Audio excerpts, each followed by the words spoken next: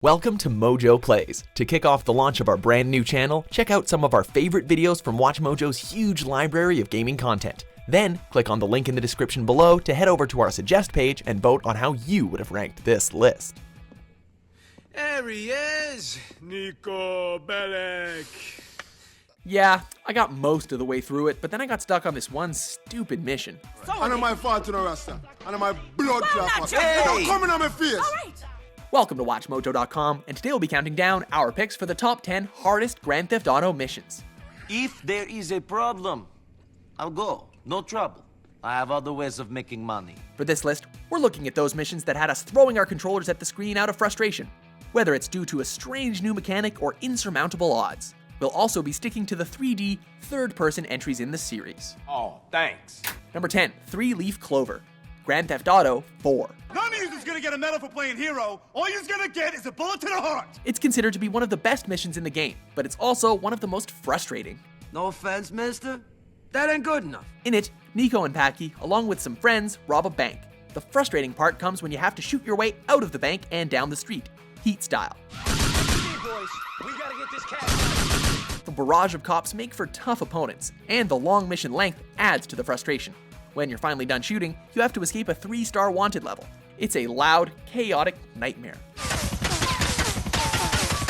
Number 9, SAM, Grand Theft Auto 3. There's a plane coming into Francis International in 2 hours' time. It is full of Catalina's poison. In this mission, you are given the almost impossible task of shooting down an airplane in mid-flight and then collecting its dropped packages while being pursued by the police. Oh, you be careful now, okay, baby? As if shooting down the plane wasn't hard enough, the limitless police make this mission almost impossible, as their sheer numbers are sure to leave you wasted time and time again. You then have to drive all the way back to the mainland with a 4-star wanted level, complete with a helicopter, so escape and completion come only to the most patient. Number 8, The Snowstorm, Grand Theft Auto 4. GTA and drugs go together like peanut butter and jelly. This is scale fish, imported straight from Bolivia, manito. Polvo puro, the best, man. So it's no surprise that this mission sees Nico retrieving a stolen batch of cocaine for his friend Elizabetta. Nico, go do this first job for him. Yeah, I got it. Watch me now. See you later. To complete the mission, you have to not only shoot your way through countless thugs, but also a heavily armed squad of noose officers. Escape is barely manageable, as the police have heavy artillery and the escape routes are all blocked. It's a frustrating mission filled with trial and error, and a lot of deaths. Number 7, Payday for Ray, Grand Theft Auto 3. It's time you met our man inside the LPD. Here's a payment for the last little job he did for us. He is understandably cautious. Remember the good old days of payphones? Yeah, neither do I. Get to the phone on Liberty campus. But anyway, in this mission, Claude is tasked with racing around Staten Island, visiting 4 different payphones for Ray in a set amount of time.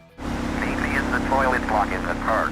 Timed missions are always a pain in the ass in these games, as the added stress of the time limit only adds to the frustration. I know what you're thinking. Another bent cop. Well, it's a bent world. As if all that wasn't bad enough, the payphones are very, very far apart, and the second phone is placed in a spot that appears to be underground, leading you into a dead end before you barely got started. Well, this city is one big open sewer. Number 6, Espresso to Go, Grand Theft Auto 3. Miguel certainly has some of that famous Latin stamina. Man, this old game was hard, eh? For this mission, Claude is tasked with driving around the entire city of Liberty City while taking out coffee stands, which are, of course, fronts for legal activities. The cartel have a front company, the Kappa Coffee House. As is the custom, your hectic drive around the city is timed. And if that wasn't bad enough, each coffee stand is heavily guarded by cartel members. The mission had such infamy that Rockstar changed the cartel's guns from shotguns to Uzis to make the mission easier for players. You know it's unfair when the developer has to change it. Smash them to splinters. Number 5, Dildo Dodo, Grand Theft Auto Vice City. Get those flyers printed up. Yeah, but nobody's gonna let us distribute those things. I mean, they're just too, they're unimaginative. Flying has never been GTA's strongest suit. As Flight School from San Andreas can attest to, But that fault is on full display in this mission, which sees Tommy distributing pornographic promotional flyers throughout the city. The player must fly through small, circular checkpoints to drop the flyers. And of course, there is an annoying time limit.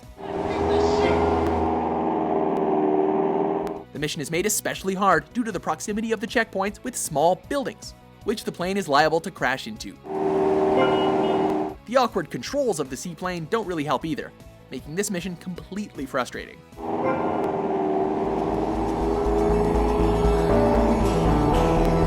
Number 4, the wrong side of the tracks. Grand Theft Auto San Andreas. Hey, thinking of taking a little ride.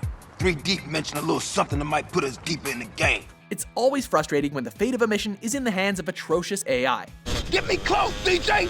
I'm about to pop these fools! In this mission, CJ and Big Smoke are chasing down some rival gang members who are on a train, while they're on a dirt bike. It doesn't sound too bad, but not only do you have to keep up with the train, you have to dodge incoming obstacles, making it a chore to accomplish. The worst offender, though, is the AI.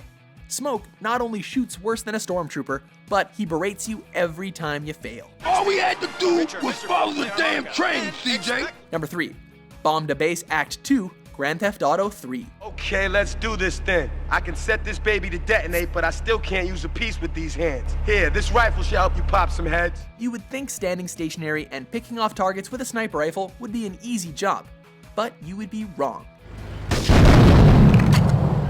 In this mission, you provide sniper support for 8-Ball, as he plants bombs on a boat.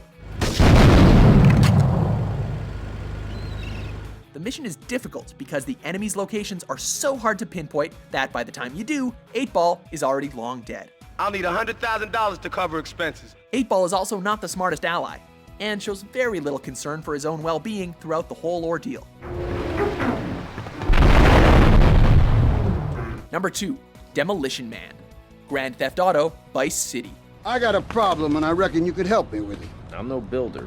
No, I was thinking more of your demolition skills. Remember how we said flying was never GTA's strong suit? Well, this is even worse. This mission sees Tommy flying an RC helicopter, planting bombs at various locations to destroy a building. This is probably the first time you'll have tried a helicopter by this point in the game, so let's just say that this can be a difficult learning experience. It also doesn't help that, say it with me now, the mission is on a timer. Or that there are angry construction workers trying to destroy your helicopter with hammers. Weird controls, people trying to stop you, and a timer. This is basically an assortment of everything that makes for a frustrating mission. You're trying to say this new office block is kind of in the way. You catch on quick. Before we look at our top pick, here are a few honorable mentions.